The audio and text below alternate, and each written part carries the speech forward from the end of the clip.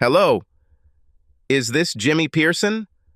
No, my name is Jimmy Greyhawk. My wife Connie kept her maiden name, Pearson. Well, this is Dr. Sahid Alwari. 6 months ago, your wife and I began an affair here in the hospital. What? What is this, a joke? No, she was one fine piece of ass and a great slut. Listen, I don't have time. The reason for my call is that I am about to return to Saudi Arabia, and about 2 months ago your wife left me for a new doctor, Gregory Zenger. I hope you are not a weak cuckold and will take revenge. Wait a minute. How do I know you're telling the truth? Well, if you get to storage room 506 at the hospital in the next 15 minutes, you can probably catch her and Gregory doing this. Sorry, my plane is landing. Good luck, cook. Jimmy was shocked. Was his beloved wife, the mother of his daughter, having sex with other men? It was too hard for him to believe. He was a slow man. His first thought was how to prove or disprove what he had heard. And then it occurred to him, Jerry. He was a neighbor of Jimmy, who worked as a security guard at the hospital where his wife, a nurse, also worked. He called Jerry on his cell phone. Hello, Jerry Austin Security, how can I help? Jerry, this is Jimmy. Listen, are you at work? Yes, I'm doing my rounds now. What's the matter? Maybe it's nothing special, but some Arab doctor just called me and said Connie was having an affair. She and some other doctor are supposedly having sex right now in storage room 506. Is there any way to get in there and, if she's there, take pictures? Guy, are you sure? Connie, no, I'm not sure. That's why I need you to find out. Please, I need this service. No problem. I definitely owe you for all the carpentry work you did for me. I'm already close. I'll let you know if I see anything and send you pictures if I do. I really hope this isn't true. You and Maddie deserve better. Thank you. While Jimmy waited, he tried to understand what was happening. He devoted his life to his wife and 10-year-old daughter. The house they lived in was built largely with his own hands in 3 years. Everything was built the way his wife wanted. As far as he knew, Connie was happy. Then he thought about the last 6 months. His wife began working longer hours and staying overnight when she only had a few hours between shifts. Their sex life had suffered, as he expected, given her work schedule, but she didn't complain about anything and seemed to enjoy their sex just as much as always. After all, she would never jeopardize their marriage and raise their daughter, would she? The wait was agonizing. The phone rang. Jimmy? I'm sorry, man, but your wife and Dr. Zender had sex like two horny teenagers. I have photos and videos to send you. I don't think they noticed me. I'm really sorry. If you want me to do anything else for you, let me know. After watching the video and seeing his wife eagerly having sex, Jimmy cried for one of the few times in his life. Dad? Maddie, what are you doing over there? Go back to bed, honey. Everything is fine. I heard the phone ringing, and then I heard you crying. What's the matter? I am 10 years old. I'm not a child. I need to know. Maddie was mature beyond her years.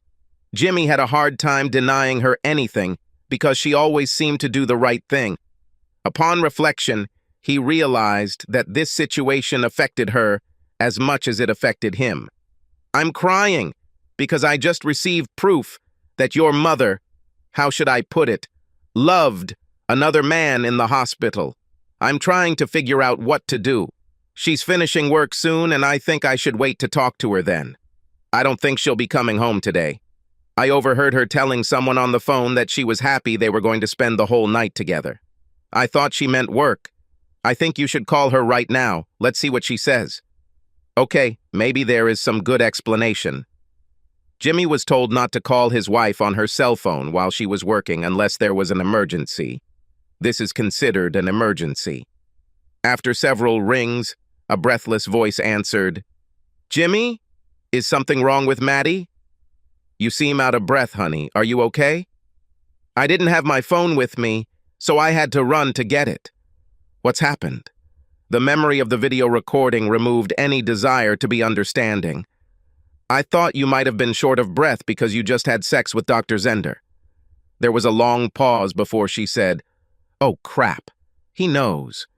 Don't worry, Greg. I'll take care of it. This statement was made to another person in the storeroom. Jimmy, I'm sorry you had to find out this way, but I'm glad you know now. This is definitely not the answer I expected. I love you and our marriage, but I work so hard in life and death situations that I have to deal with a lot of stress. I deserve something more to handle all this responsibility. That's it. A little extra sex on the side to reduce stress. There's nothing special about it. This does not affect our marriage or the fact that I am the mother of our daughter. I'm afraid I don't quite understand it that way. Look, I need to get back to work. That's how it is. You have two options. 1. Let everything be as it is. We continue to raise our daughter. You get a loving wife who gives you sex from time to time, but sometimes has fun with sex with other men. Or 2, you file for divorce and I get half of our assets, the house and primary custody of Maddie. You will get every weekend and every other major holiday to visit your daughter. Here's how divorce works in our state. I guarantee that I will make your life miserable and find every excuse possible to cancel your scheduled visits. I know how much you love Maddie, so you really only have one choice. After I finish this shift, Greg and I will go to a motel and spend the night together. Tomorrow I'll work a regular day shift, and tomorrow night I'll come home and we can talk. You will see that it is better for you to just continue to live as you are. Bye. Jimmy and Maddie sat at the kitchen table and looked at each other, seeing anger, disappointment, and sadness fighting for dominance. Well, Maddie, I don't know what to do. I don't think I can live here knowing that your mom has sex with other men. If I file for divorce, I won't be able to see you every day. I don't think at your age a judge would let you choose who you want to stay with. If I move out, do you think you can stay here with your mother? Hell no. Maddie, Dad, I'm already a big girl. If I have a choice, I want to be with you. Looks like we don't have much choice. Dad, there is another choice. Which? Burn this bitch. What are you talking about? Remember my friend Beverly? Well, her dad caught Beverly's mom fooling around and just left. He took all the money he could and just disappeared. After some time, they caught him and arranged a terrible scam. You and I could leave her as little money as possible and just disappear. Her idea seemed quite feasible to Jimmy. Where will we go? You know where. Realizing what Maddie was offering, his father thought, I don't think they'll take me back. You can ask. I had a vision of us returning. Maddie was the granddaughter of the most respected spiritual director on the Turtle Mountain Chippewa Indian Reservation. Jimmy left the tribe when he joined the army with his buddy Tommy White Elk. He was an angry young man who disrespected his parents and his people and was cast out of the tribe. After serving in Iraq, his anger cooled and he reconnected with his mother. During the time he was alone with Maddie, he told her about her family and especially about her grandmother. Over the past few years, his daughter has shown signs of being able to perceive and interpret visions. Connie knew almost nothing about his family or what he taught Maddie. He told his wife he didn't want to talk about anything in his life before he left the military, and Connie didn't ask many questions. Okay, I'll call. Your mom won't be back until after 5 out tomorrow. We have a lot to do until then. Connie and Greg were getting dressed to go to work after spending the whole night together. Connie was disappointed. Greg could have sex, but didn't seem to know how to make love, which she admitted Jimmy was really good at. Her doctor lover was only good twice in 8 hours. She tried to arouse him a third time, but he failed. Her climaxes were fake. Connie realized that part of the thrill of sex with Dr. Zender, like with Alvari before him, was a secret, illicit part of their time together. Now that Jimmy knew, sex with someone else wasn't that exciting. Every time she had a few minutes of rest during her Monday afternoon shift, Connie thought about how she should end things with Greg and mend her relationship with Jimmy. After all, Greg's teacher wife will be moving here with their 2 children as soon as the school year ends. Connie could again become an exemplary wife, lover, and mother, and then, when everything returned to normal at home, find someone else for herself. Jimmy would never turn down sex with her or jeopardize his access to Maddie. Connie left the hospital at the end of her shift and headed to her car in the company parking lot. From a few feet away, she saw that all 4 tires were punctured. How childish, she thought. Well, here's a plan for you to do something nice when I get home. She tried to call Jimmy on his cell phone, but there was no answer. She asked one of her colleagues to lend her a phone. Connie's call to her husband's phone brought up the message, "Service on this number is no longer available." So he wanted to play dirty. Well, she can too. The threat of divorce alone might get him back on track, but she would have to watch him grovel. She used the phone again to call a taxi. On the way home, she thought of various ways to punish Jimmy. As Connie turned into her neighborhood, she noticed a column of smoke, followed by fire trucks and police cars. Looks like one of our neighbors had a fire.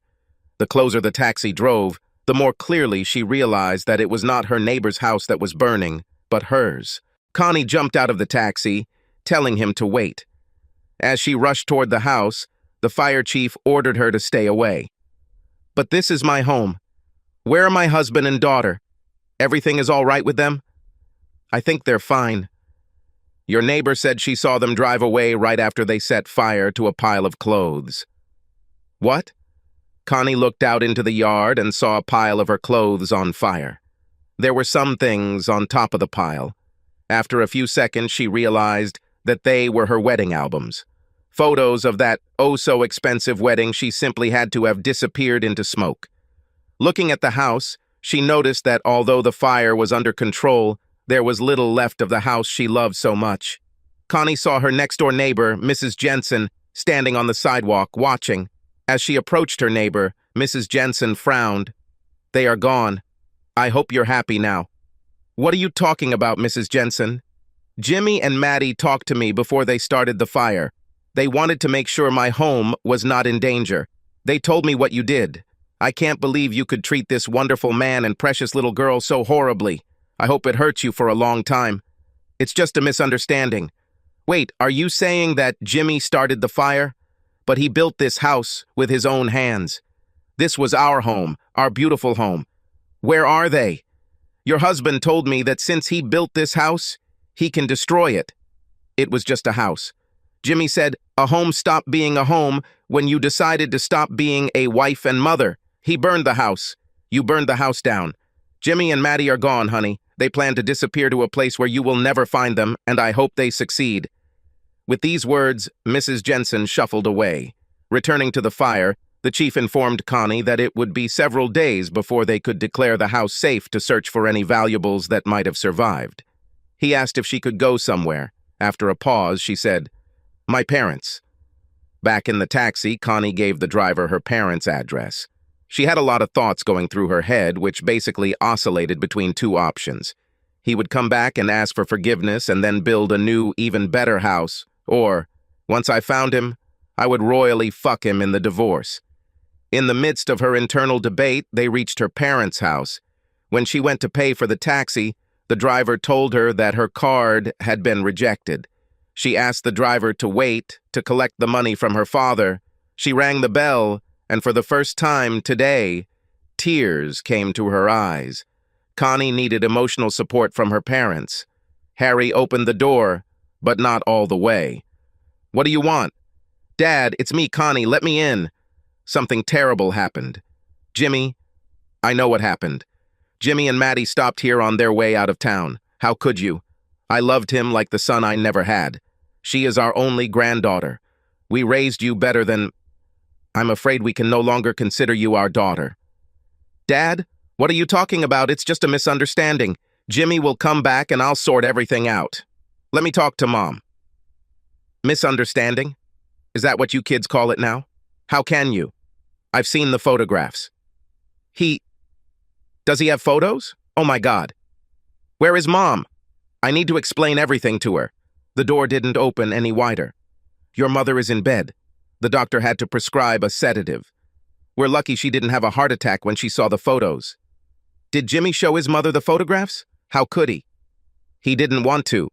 But your mother said she would never believe that her daughter could do something so vile, so contrary to what she taught her, so contrary to what her religion taught her. So I handed her the photos, and as soon as she saw them, she fainted. She doesn't want to see you anytime soon, if at all." The door closed. She didn't have the courage to ask for money for a taxi. Connie returned to the taxi in tears. "Where to now?" he asked. It must be somewhere where you can get money. Connie decided that her credit card was no good either. After some thought, she gave the driver the address of her younger sister. Connie did not have a good relationship with Leslie, but her sister was a good aunt to Maddie. Leslie gained a reputation as a slut at school and fell out of favor with her parents. Connie wasn't sure how she would be received, but Leslie was her only family. This time the door swung wide open. Leslie had a knowing smile on her face. "Great. Good. I waited for you. Dad probably called you." "No. Jimmy and Maddie came here on the way. I thought that Mom and Dad might not be receptive to their daughter cheating since they still aren't too happy with their slut daughter. Before we go in, can I ask you a big favor? Actually, 2 services. There's something wrong with my credit card and I need to pay for a taxi. And then, is it possible to stay with you for a while? Jimmy burned down our house. After a short mental discussion, Lisa softened. Okay, I guess I owe you one. Thank you. After paying the taxi driver and settling down on the sofa in her sister's living room, Connie asked, "What did you mean when you said you owed me? I don't remember lending anything to you recently. You didn't do this. I grew up in the shadow of Miss Goody Two-Shoes and her high grades, perfect looks and noble career. You made me sick. I was compared to you all the time, and I couldn't handle it. I became a failure, but it made me different from you, which is what I thought I wanted. Now you have made me a good daughter. Everyone loves Jimmy. How many times has he volunteered to use his carpentry skills to help one of your neighbors? Some kind of missionary group? This house was a shrine to you. And what did you do? You are throwing mud at him. My niece was the most fantastic child I have ever known. I will miss her so much. You had the most loving, devoted, caring, patient husband, and you reward him by tearing out his heart and trampling on it. I'll tell you what. If Jimmy comes back, I'll beg him to be with me. As much as I enjoy a variety of lovers, I would give my life and become the most devoted lover or wife the world has ever seen. You are a stupid, selfish, arrogant bitch, and I hope you suffer as much as he does. Don't be so subtle about your feelings for me, Connie said sarcastically. You don't understand how much pressure I was under, how stressed I was. I needed it, and I deserved it. So I got some extra sex. Nothing important. Jimmy blew it all out of proportion. He overreacted and will pay. You need to go to a psychotherapist. The planet you live on is several million light years away from the planet everyone else lives on. There's no way to forgive what you did. It was just sex. It was adultery. It was a betrayal. Besides, you told him that he had to accept the fact that he was a cuckold, or you would keep him away from your daughter. They might as well have cut off his genitals and forced him to wear them around his neck. No real man will put up with what you do. And Jimmy is a real man.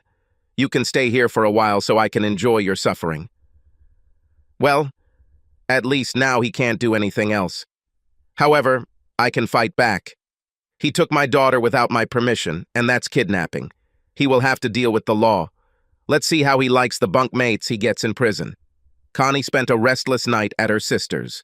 The next day, she left work to try to get her life in order. She discovered that everything that was in both of their names was now in her name only. Their joint checking account, mortgage, her car loan, credit card, cell phone, etc. At least half of their total assets were transferred into her personal savings account, so she had the funds to find a place and start changing her clothes and personal items. Toward the end of the day, she called the insurance company to report the fire and find out what they needed to do to get reimbursed. She was surprised to find that Jimmy had canceled his homeowner's fire insurance. There will be no insurance for the house. All Connie had was the lot on which the burned house stood. At least the house was paid off, so she didn't have to worry about paying off a mortgage on a house that no longer existed. It seemed like every few minutes she learned about something else, for which she was entirely responsible. She wasn't used to dealing with such minor problems. Jimmy took care of these details. Connie began to understand how much Jimmy contributed to their life together. Connie realized that she had mixed up a missing person report and a child abduction report. While a missing person could only be reported 48 hours after their departure, a kidnapping could be reported immediately. She went to the police station. The desk sergeant was very attentive when she said she wanted to report a kidnapping. Who was kidnapped?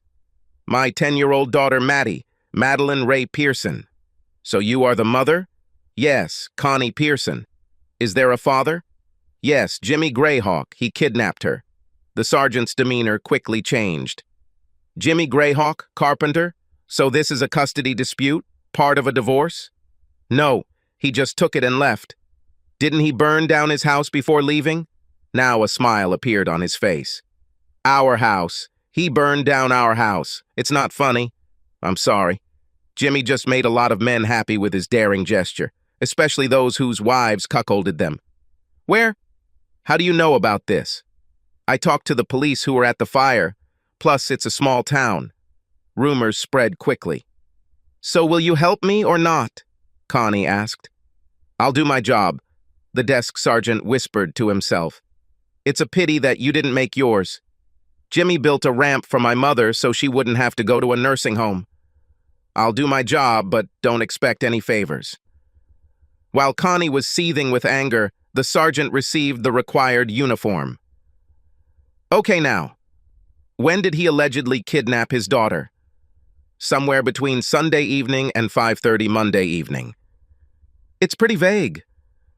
Well, I returned home after being on duty at the hospital only on Monday evening. That's when I found out. Do you have any idea where they might have gone? Not really. Jimmy never talked much about his family. He is Native American. He probably could have returned to the reservation. This is useful information. Which tribe and which reservation? I really do not know.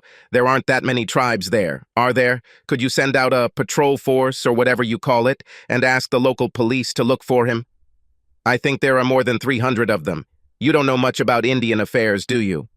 Indian territories are almost the same as a foreign country.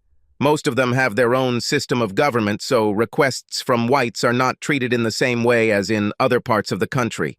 We could make flyers and see if the Interior Department would send them to the reservations. Do you know anything that could help narrow down my search? Not right away. Wait a minute. His boss served with Jimmy in the army. He might know something useful. Okay, go and talk to him. He might have a better reaction to you than the police. Meanwhile, do you have the latest photos of these two? Not with me. Jimmy was the one taking the pictures. Most were burned in the fire. Are you saying that you don't have a photo of your husband or daughter in your wallet or on your mobile phone?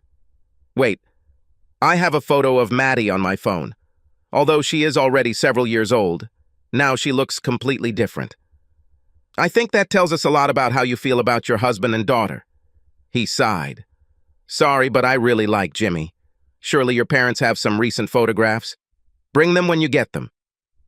I'm too busy to worry about keeping photos in my wallet. That's what albums are for. Returning to work for the first time since the fire, Connie quickly noticed a change in the way others greeted her. There were no smiles. No one spoke to her unless she spoke first. Staff who usually called her by her first name now addressed her by her last name. After several frozen exchanges, Connie called Sheila aside. She had worked with Sheila for over 5 years, and they had what Connie would call a friendship. What's going on, Sheila? Why am I being treated like I'm toxic? That's a good description of how we feel. You're poisonous. We all know what you did with the doctors. We thought your husband must have known about it and was pleased. Thank God he wasn't as weak as everyone thought. The head of security let us know what kind of person your husband was. War hero and all that. And then there's your daughter. Equally important, doctors and nurses who fool around on duty put patients at risk. Several times I was unable to reach you when you were supposed to be on duty. One time you even had a drop of male seed on your face. Don't get me started. Either way, we'll do our job, but don't expect any favors from us. I'm over it. Sheila walked away. War hero? Jimmy was not a war hero. He is a carpenter. Someone is spreading lies.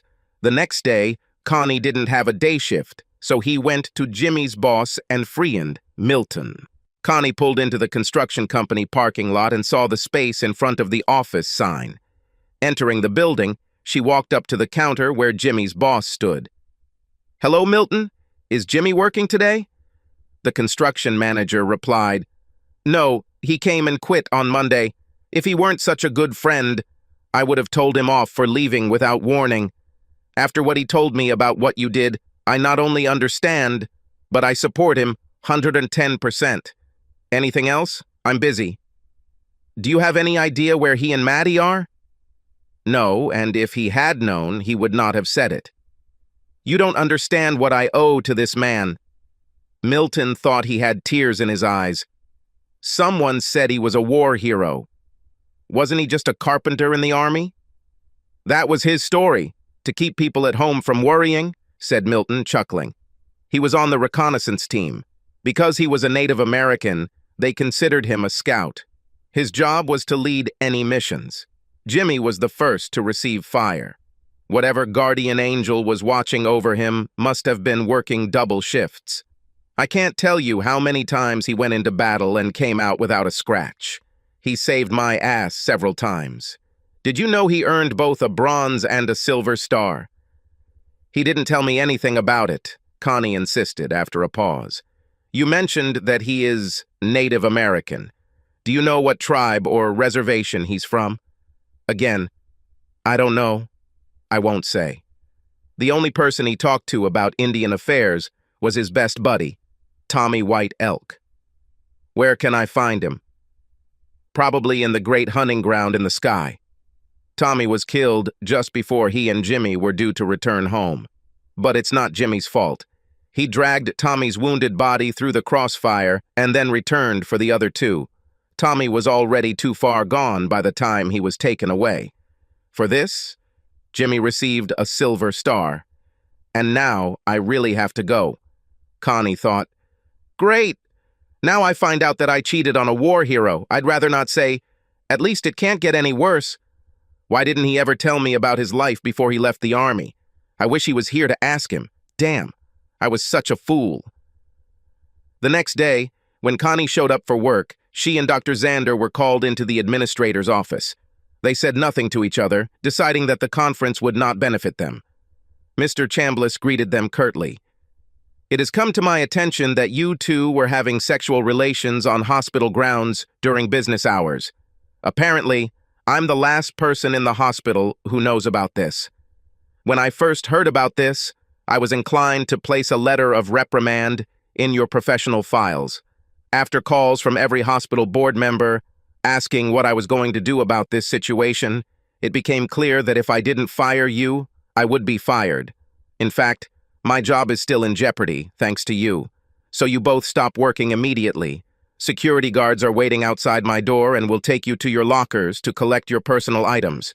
In addition, you will both report to the licensing board for your profession. Based on previous similar cases, I think your licenses will be suspended for at least 1 year. Hopefully, the sex was good enough to compensate for the shame and humiliation, not to mention the loss of income you both took on. Now get out of my office. As they were leaving, Gregory approached Connie. Your asshole husband sent a letter and photos to my wife. Thank you very much, bitch. I never want to see you again. By the way, you may have a great body, but the sex wasn't that great. After emptying her locker, Connie sighed. No job, no home, no husband, no daughter, no friends, no family support to speak of. All I have is myself. What should I do now? While on the road with Maddie, Jimmy made the call. Hello, Turtle Mountain Nature Reserve. Hello. Can I talk to Hank Garcia? Wait a minute, who's calling? Perhaps it will be better if I don't tell. Okay, I'll see if he answers the call. A good minute or two of silence on the phone. This is Hank Garcia. Tell me who it is, or the call will end now. Hank, this is Jimmy Greyhawk. I want to come back. You have the nerve to call here. You are not welcome here. Wait, don't hang up. The Cloud Maiden's granddaughter is with me.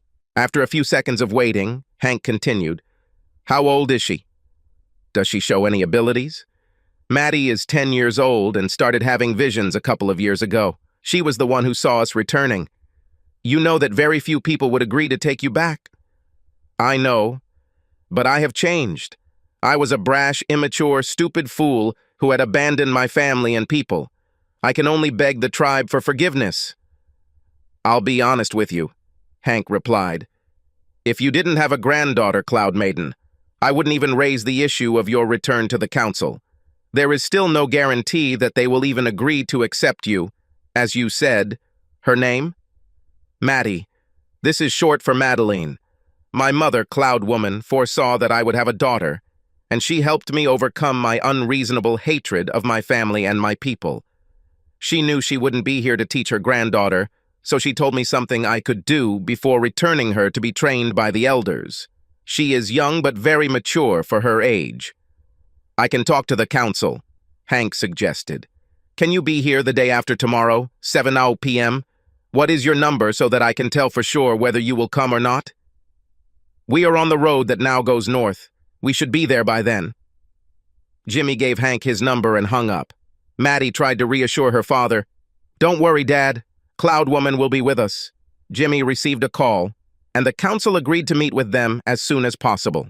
The elders who remembered Cloud Woman were convincing enough to at least allow Jimmy to plead his case before the council. Jimmy and Matty met with the Turtle Mountain Council. Matty caught the men's attention. Questions started pouring in. What powers did you experience? Do you agree to study with a healer even if it means that you have to part with your father? Prove to us that you have the power of vision? Matty was confused by these questions and gave short, honest answers.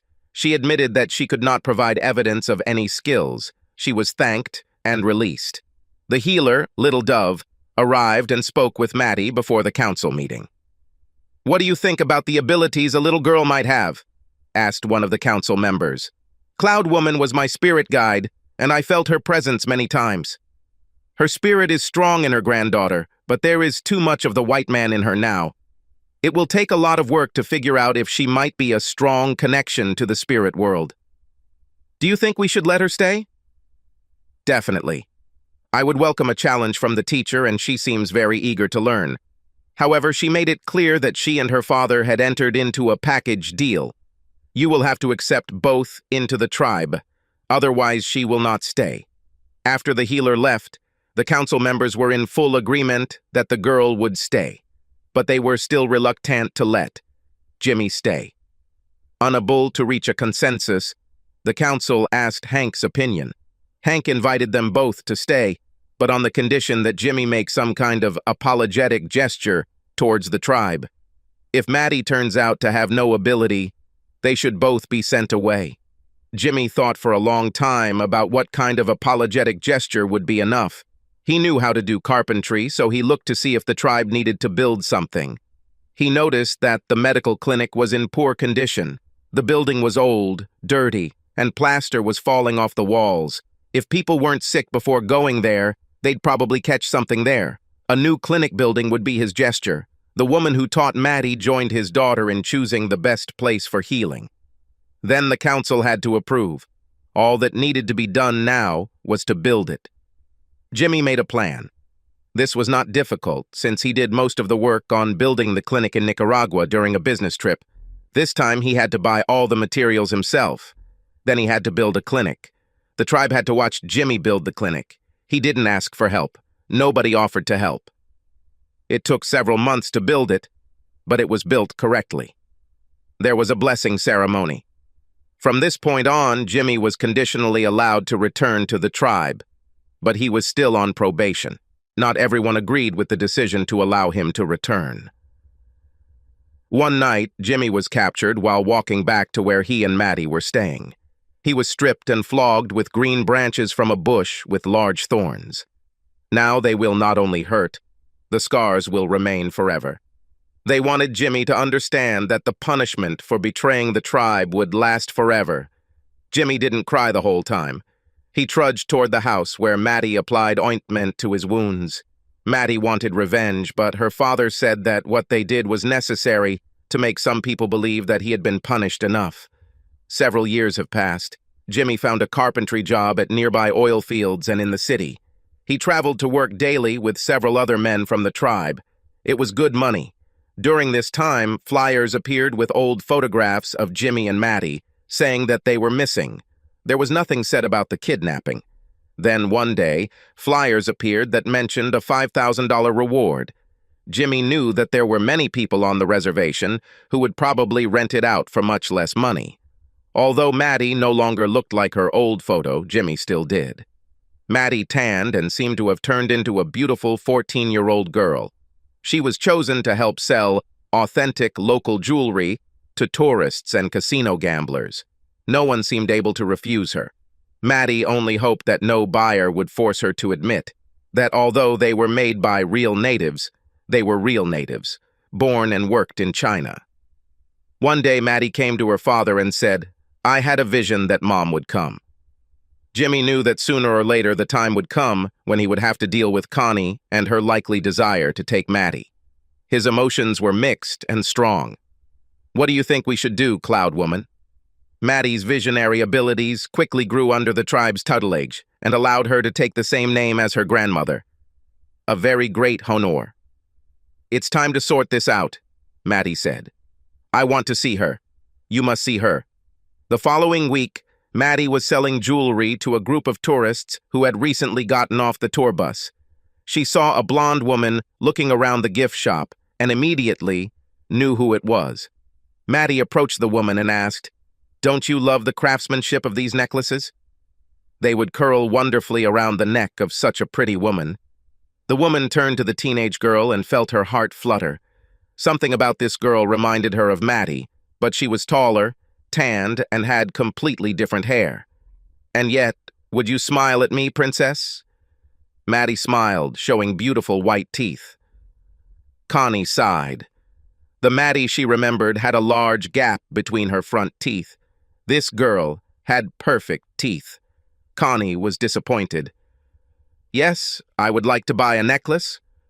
While she and Maddie were exchanging remarks, Connie heard a voice behind her. "Hello, Connie." It was a long time ago. Connie didn't have to turn around. She knew exactly who was talking to her. It was her Jimmy. She closed her eyes, steeled herself, and opened her eyes, turning to greet him. She was surprised that his face seemed much more stern than she remembered. However, there was no smile on his face. She feared a much worse reception.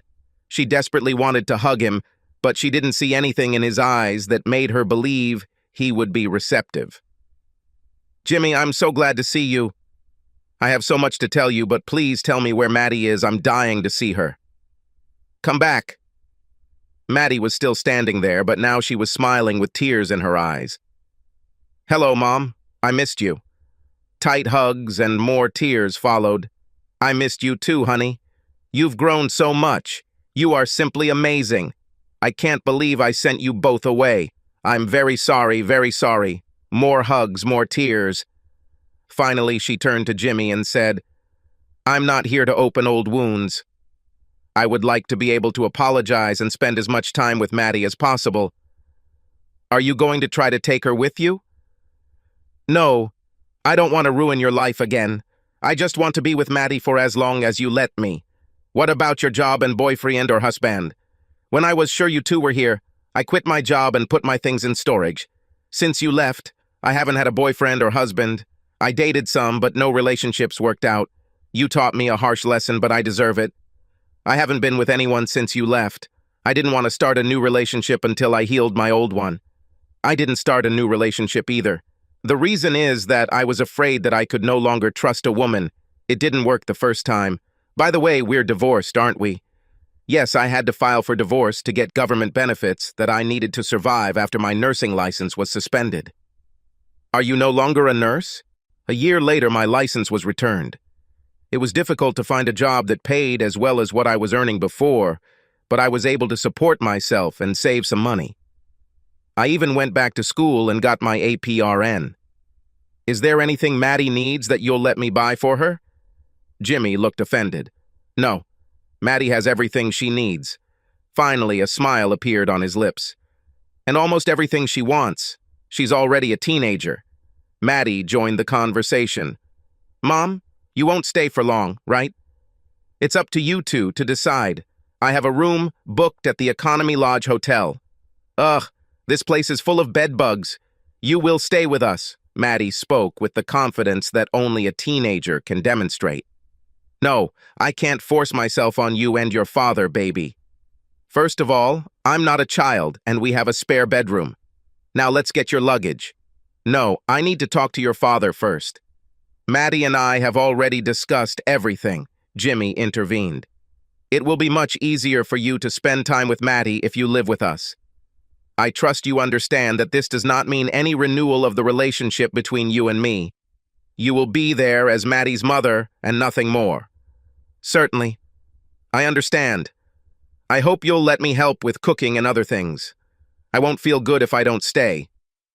Phew, I hope your cooking has improved. Sorry, Mom, but your cooking sucks. After all three chuckled, Jimmy told Connie to go to her room while he drove up in the Jeep to pick her up and her things.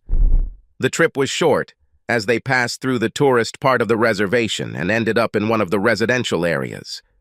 They stopped in front of a house that, like all the others around it, had a Western Plains theme.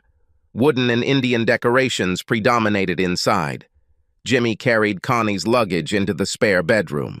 Connie looked around the room and noticed that it definitely had a feminine feel to it. Is this your room, Maddie? It was Songbird's room, Maddie said again. She is my father's cousin, who helped us until we needed to take care of our father. I'm big enough now that we don't need much help to take care of me, but it would be nice if you could help a little. Tears welled up in her eyes and she gasped. I'm so glad to see you again, Mom. Jimmy, I need to talk to you first. You may not want to listen to what I have to say, but I have to say it. Her ex-husband said nothing, but stood there. I denied for a long time that I had done anything wrong, even though everyone, and I mean everyone, told me that I had seriously screwed up. It was only when my mother finally spoke to me that it dawned on me. Seeing the tears and suffering I put her, my own daughter, through and being the reason she couldn't see her only granddaughter. Finally, I couldn't stand it anymore. I went to see a therapist and began to become what I hope is a better person. I know these are just words, but I hope you can see enough change in me to allow me to get to know my daughter again. I can never hope that you will forgive me, and I'm ready to live with that. I ruined my life and the life of my family. I deserve all the punishment you gave me and more. All I can say now is that I'm very sorry. Jimmy remained standing without any expression on his face. In his mind, he said to himself, she's right about one thing. They're just words. Maddie wants her here, so I'll put up with Connie as long as I can. As the weeks passed, a routine settled into the house that seemed to suit everyone. Connie did most of the housework and spent a lot of time getting to know Maddie and learning a lot about the tribe. Connie was careful not to show Jimmy any intimate parts of her body or make any attempts that he might consider flirting. The conversations at the dinner table were comparable to those from their past lives, although Connie's work schedule as a nurse in their past life often prevented them all from being together. One evening, Connie asked Jimmy if they could talk. I've been here for several weeks now, and I've enjoyed every minute I've spent with you and Maddie. I think it's time to talk about where we will go next. You're not going to take Maddie back where we came from, Jimmy asked angrily. I won't. Hell no, Jimmy. That's not at all what I'm saying. I don't want to leave with Maddie. That's not the problem. I mean, I can't continue living off of you two. I think, first of all, I need a job. I talked to the people at the reservation clinic and they offered me a job. Long hours and low pay. How could I refuse? Connie tried to liven up the conversation. It's time to talk about whether I need to get my own home. Don't you like it here? I like it here. I just don't know if you like my presence or not. We both probably have good and bad memories from the time we were married. But watching you, I couldn't understand whether you wanted me to stay here. Sometimes you look happy, and sometimes you look like a man who is ready to burn down the house he built with his own hands. I'm asking what you think would be better? Jimmy didn't allow himself to think about the future. He took every moment on its own. His heart was protected from ever trusting her again. However, Connie seemed to really change and was as good or better than when they first got married. I think I need to think a little more. Maybe it would be easier for you to make a decision if I weren't here. There's a room for rent in Montana that I can afford, and it's not that far away. Tomorrow I will move my things there. Whatever you decide, I want you to know that I will always be grateful to you and Maddie for allowing me to be a part of your life again, even though I can't say I have the right to. Later that night, Connie woke up to the sound of crying. Ignoring the fact that she was only wearing a small nightgown, she rushed into Maddie's room. Opening the door, she saw that her daughter was fast asleep. Turning around, she realized that the crying was coming from Jimmy's bedroom. Connie approached his door cautiously. The door opened quietly, and she saw Jimmy sitting on the edge of the bed in his underpants, holding his head in his hands and sobbing. She came over, sat down next to him, and began to cry too. "Jimmy, what's the matter, honey? Is there anything I can do? My presence here is only making things worse." Connie ran her hand down his back and felt the numerous scars that she had never seen before. "Oh God, Jimmy, what's happened?" "It was part of what I had to go through to get back into the tribe's good graces." "Horrible. It's all my fault. None of this would have happened if I had just been faithful. I thought I suffered a lot, but I was never physically punished." "Sorry, baby. Please tell me, what can I do to make things better?" After taking several deep breaths to compose himself, Jimmy spat. "I don't deserve this. You won't stay here. I can't stand it anymore. It's just too hard. I'm really sorry. I hurt you in ways I never could have imagined. I'm such a fool. I'll leave first thing in the morning. I'm really sorry." She stood up to go back to her room. Jimmy grabbed her hand. "My problem is that I can't be around you now without wanting to be with you, like I did when we were married. You're so beautiful, and I keep thinking about the times we made love and just sat and held each other. My heart literally hurts when I see you. The part of me that hated you for betraying our family is slowly being eaten away. I know that's not what you came here for, so I think it's best if you come home. It was unbearable for me to know that you were nearby and not just left this house. I promise that Maddie will be able to come for a long time, and you will be a welcome guest here anytime you want." Connie also began to cry and, gathering her courage, said, "Jimmy, I wasn't sure what I wanted from you when I came here. I couldn't believe that you could ever forgive me. I've been praying for a long time that you and Maddie would give me another chance. I want to stay. I want with all my heart to be your wife again. And I promise to never again give you a reason to doubt my love and devotion. If you want me to leave, I will leave. But that's not what I want to do." Jimmy was silent. Connie moved from hugging to kissing, trying to see as much of his scars as possible. Finally, she reached his face and took his head in her hands. Her touches and kisses were better than what he remembered. He gave in and kissed back passionately. The couple hugged, cried, laughed, and kissed for several minutes. A new routine has begun. Jimmy continued to work as a carpenter, and Connie worked long hours due to limited nursing staff. Remarriage was not discussed. Separate bank accounts were maintained, and Connie paid her share. Although she and Jimmy slept together again, she used the guest bedroom on the nights she came home late and tired. This was the easiest thing to do. Maddie went to school and continued to work with her spiritual director. In some ways, it seemed like the old days were back, just with a Native American background. This should have been a clue. Old bad habits returned like old good ones. One day Jimmy returned home early due to bad weather, and no carpentry work was needed indoors. He was there to greet Maddie when she returned home. "Hey, Maddie, you're a little late, aren't you? Have you stayed anywhere?" "Yes, Dad, we need to talk." "I don't like the sound of that. Problems with a boy?" "No, problems with a woman." Jimmy's first thought was that she was going to come out as a lesbian, but he quickly dismissed that thought. She talked too much about boys. "What or who do you mean?" "It's Mom again." Horror struck Jimmy in the heart. "No, not again. Did you see something in the vision?" "No, this time with my own eyes. I went to my mother's clinic for a minute and saw her leaving the room with Dr. Patel. He forgot to zip up, and his mother was wiping something from her mouth. I went to the front door, opened it, but didn't come out. I acted as if I had just walked in. Mom greeted me and we talked a little. She looked damn guilty. We said goodbye, and I again pretended to leave. I was standing right outside her office door when she said to Dr. Patel, "We have to be more careful. I heard them kissing before I left.